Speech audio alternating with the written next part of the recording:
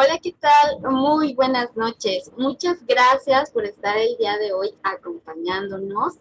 Hoy tenemos una invitada maravillosa, una invitada de lujo. Ella es la doctora Ada Patricia Mendoza Belvide. Ella es psiquiatra y el día de hoy nos va a hablar de esta especialidad. Hola, doctora, muchas gracias por estar el día de hoy aquí apoyándonos y pues bienvenida. ¿Qué nos puede decir acerca de la psiquiatría? Muchas gracias por la invitación y me da mucho gusto estar contigo en este espacio y ojalá y mucha gente te escuche y mucha gente te dé like. Ay, gracias.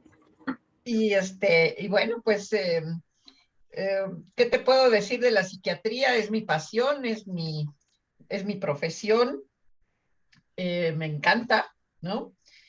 La psiquiatría es una rama de la medicina que se dedica al diagnóstico, al tratamiento y a la prevención de las enfermedades mentales. El asunto aquí es que poca gente identifica o reconoce lo que es una enfermedad mental y a veces se confunde mucho con el quehacer psicológico. Entonces, yo les digo, bueno, pues esto es medicina. Nosotros hacemos primero el estudio de médico general y después nos especializamos en las enfermedades psiquiátricas.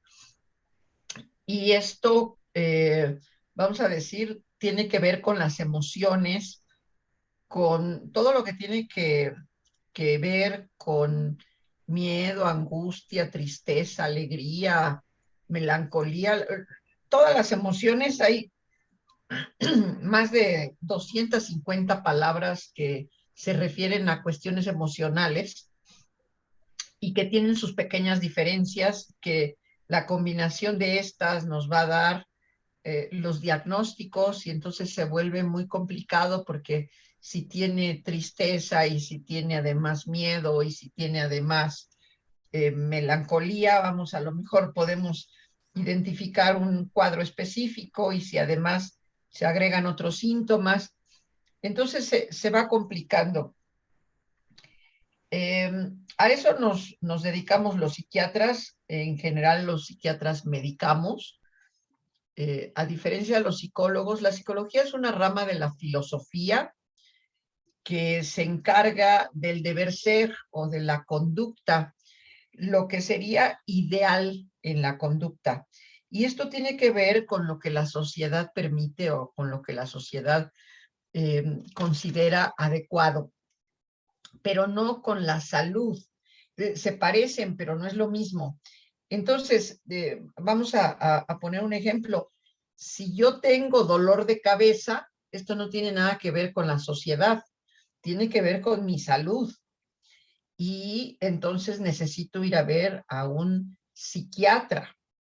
Si yo lo que tengo es una dificultad para comunicarme con mi pareja, pues entonces puedo ver a un psicólogo que me ayude a favorecer la comunicación con mi pareja. Ahora, lo más frecuente o lo que siempre sucede es que se requieran de las dos especialidades, tanto del psicólogo como del psiquiatra. Entonces yo les digo, lo que es mío, lo que es interno, lo que es un síntoma, lo que yo puedo identificar solo mío, lo va a ver el psiquiatra. Y lo que tiene que ver con fuera de mí, con otros, con amigos, novios, novias, padres, madres, hermanos, parejas, hijos, lo que tiene que ver con otras personas, entonces esto lo va a atender el psicólogo. A lo mejor es una explicación muy simplista, pero es como la que he encontrado que mejor entiende la gente, ¿no? Entonces, si tengo un problema externo, voy con el psicólogo, y si tengo un problema interno, voy con el psiquiatra, ¿no? No sé si más o menos quedó explicado. Sí, sí, sí, está muy bien. ¿Y qué beneficios nos traería el ir con un psiquiatra? Bueno, yo recomiendo que en primer lugar, es decir, ¿A quién veo primero? Veo primero al psiquiatra. Esto no es porque sea más importante una profesión que otra. Esto tiene que ver con descartar enfermedades. Cuando estamos enfermos de diarrea, por ejemplo, vamos a ver al médico. En ningún momento pensamos en ir a ver a un licenciado. A lo mejor el amigo, la amiga me pueden dar un consejo y decirme toma agua o, cuida tu dieta, ¿no? Pero quien me va a tratar es el médico. Entonces, cuando tengo dudas o cuando tengo un síntoma primario, a quien voy a ver es al psiquiatra. Y el psiquiatra, si considera que lo que se requiere es una terapia psicológica, entonces me va a canalizar con el psicólogo en su momento.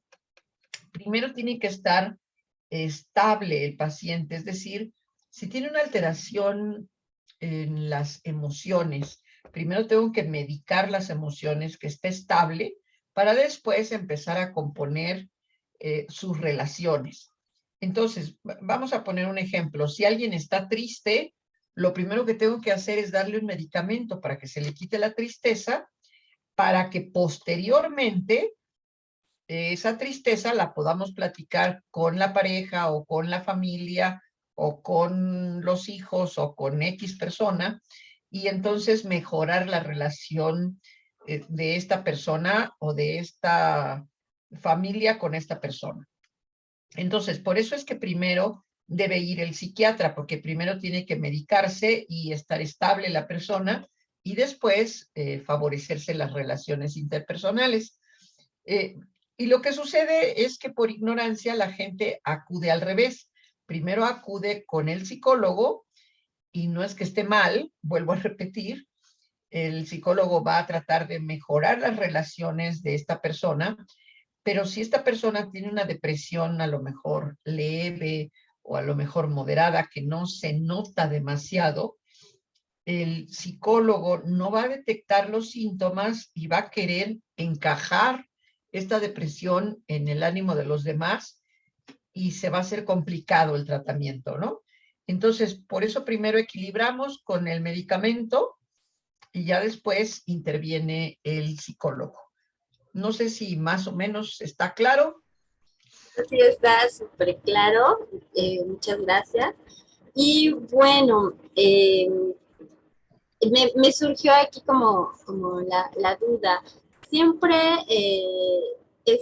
se medica o hay algunos casos en que no? No, por supuesto que no siempre. Evidentemente hay algunos casos en que no es necesaria la medicación, pero volvemos a lo mismo. Cuando vamos al médico, a veces el médico nos encuentra sanos y nos dice, estás bien, no necesitas medicamento, o nos manda a hacer algunos análisis o algunos estudios determinados. Aquí sucede exactamente igual. Primero voy con el psiquiatra para que el psiquiatra me diga si así como me estoy eh, sintiendo o comportando, estoy sana o sano. Entonces, a estas personas, pues no se les medica. Hay algún pequeño grupo de personas, vamos a decir, que tienen un diagnóstico o que han tenido recientemente un diagnóstico, pero que ya salieron de la problemática, que ya salieron de la depresión o que ya salieron de la ansiedad y que entonces podemos enseñar al paciente a identificar sus síntomas para un próximo evento, pero no necesariamente lo vamos a medicar. Entonces, aquí es también la educación o la prevención de la enfermedad y entonces vamos a ir poco a poco enseñándole al paciente a identificar sus síntomas. A veces en las familias mexicanas o inclusive en toda Latinoamérica no educamos de manera adecuada las emociones. Entonces a veces los niños o los adolescentes no identifican plenamente lo que sienten o lo que quieren y lo único que externan es esto no me gusta o así no me gusta o esto no lo quiero. Y entonces esto choca con los adultos, choca con el maestro, la maestra, con los padres, eh, y entonces hay que identificar las emociones, pero el último en darse cuenta que tiene una alteración emocional es el adolescente, y entonces hay que ayudarle tanto al chico o a la chica a identificar los síntomas como a los papás a que identifiquen qué les está pasando y aprendan a comunicarse en las diferentes edades. Porque como mamá o como papá, a veces nos referimos a los hijos como si siempre tuvieran 10 años.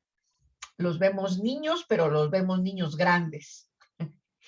Entonces, de repente, un niño de 2 o 3 años le exigimos que sea como uno de 10, y a lo mejor al hijo de 20 lo tratamos como si tuviera 10.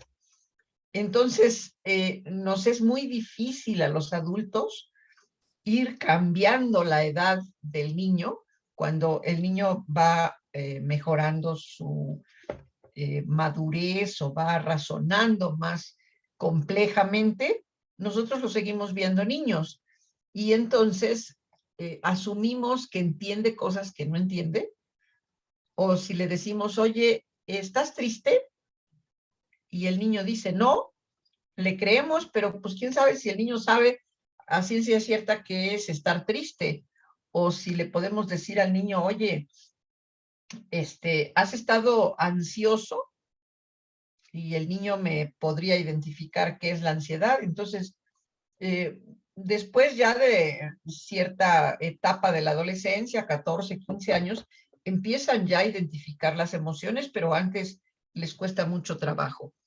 Y luego, ya que identifican las emociones, a veces entre adultos tenemos concepciones distintas. Eh, Algunas personas consideran que es normal ponerse nervioso, y entonces es como si tú tuvieras una capacidad para tener ansiedad, y entonces le dicen, no, bueno, pero es que eso es normal, que te pongas nervioso o nerviosa por tal o cual motivo. Y este adulto joven o este adolescente dice, bueno, pues yo creo que yo estoy anormal porque yo no me siento bien, pero estas cosas van trastornando el lenguaje, van trastornando la comunicación, y entonces se va haciendo confuso si yo estoy mal o si quien está mal es quien me lo dijo. Y por eso es que tenemos que recurrir siempre a algún psiquiatra que nos ubique, que nos determine si esto que estoy sintiendo es normal o si es parte de alguna enfermedad, o si simplemente es algo que obedece a que no comí bien o que no dormí bien, que hay veces por no dormir adecuadamente aparecen algunos síntomas, ¿no?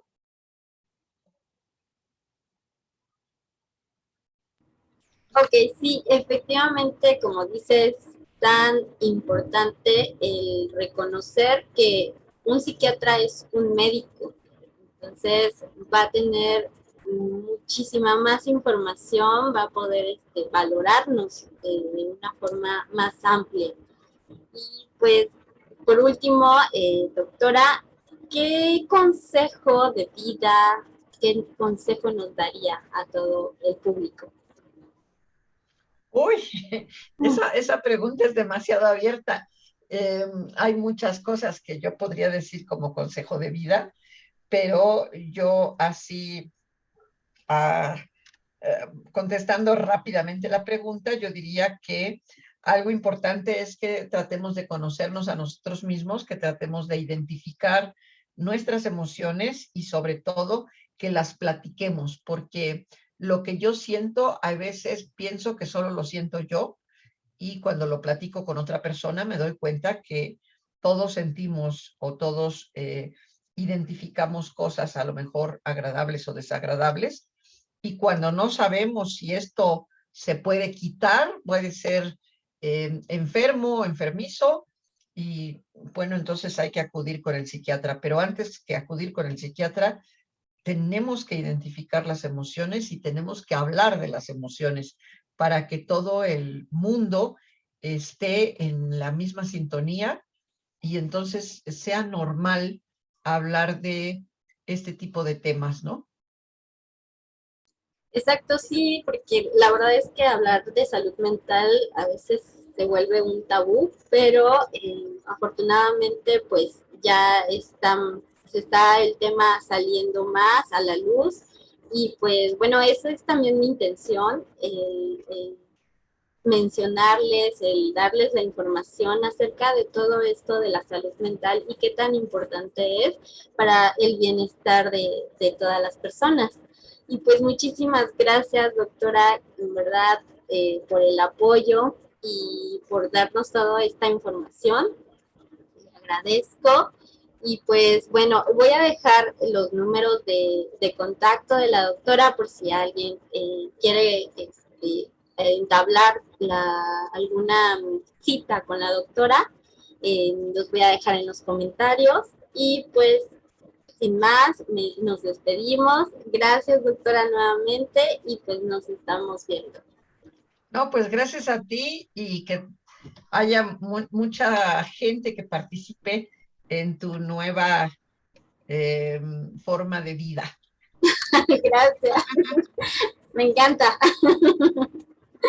Vale, bye. Bye.